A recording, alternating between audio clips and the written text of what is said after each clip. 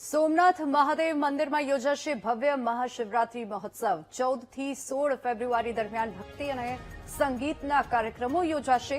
મુખ્યમંત્રી ભૂપેન્દ્ર પટેલ અને નાયબ મુખ્યમંત્રી હર્ષ સંઘવી મહાદેવને શીશ ઝુકાવશે। 14મી ફેબ્રુઆરી સોમનાથ દાદાના દર્શન કરશે સીએમ અને નાયબ મુખ્યમંત્રી। જાણીતા ગાયક कैलाश खेर शिव भक्तिना सुर रेलावशे અને સોમનાથમાં 3 લાખ કરતા પણ વધુ શ્રદ્ધાળુઓ ઉમટે તેવી શક્યતા છે।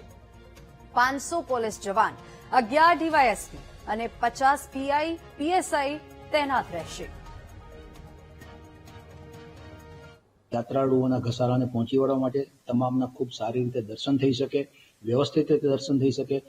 ખૂબ લોકો આવી છે, લાખોની સંખ્યામાં લોકો આવવાની ગણતરી છે। અમારા અંદાજ પ્રમાણે 3 થી 4 લાખ લોકો શિવરાત્રીના પર્વ દરમિયાન સોમનાથ મહાદેવના દર્શન કરશે।